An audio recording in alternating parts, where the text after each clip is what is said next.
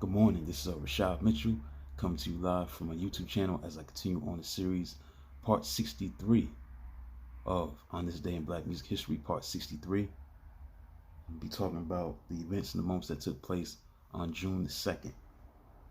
Now, on June 2nd, 1962, the number one song on June 2nd, 1962 was I Can't Stop Loving You by Ray Charles. On June 2nd, 1956, the Four Tops' first single, Could It Be You, was issued. The same Tops are still together at that time, 49 years later. June 2nd, 1961, Carla Thomas and Bobby Lewis appeared on American Bandstand as Lewis sang his hit Tossing and Turning, which would go on to be the number one record of the year.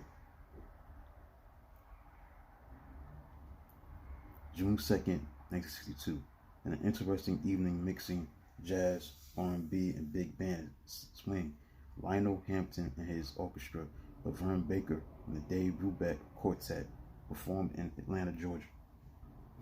June 2nd, 1972, Lloyd Price, Shirley Ann Lee, and Little Richard, the Cleftones, the Exciters, Danny and the Juniors, and the reunited Dion and the Belmonts performed a rock and roll spectacular at New York's Madison Square Garden on June 2nd, 1972. On June 2nd, 1981, Prince made his performance debut in London's Lyceum Ballroom. The crowd, however, was so small that the rest of his tour was canceled, and his ego was so bruised that he refused to tour in Britain for another 5 years. On June 2nd, 1984, Whitney Houston charted for the first time with Hold Me, which was a duet with Teddy Pendergrass. Now, the record reached number 5 R&B, number 46 pop, and would be the start of a 45 R&B charters through 2003. Before recording on her own, Houston was a background singer for Chaka Khan and Lou Rawls.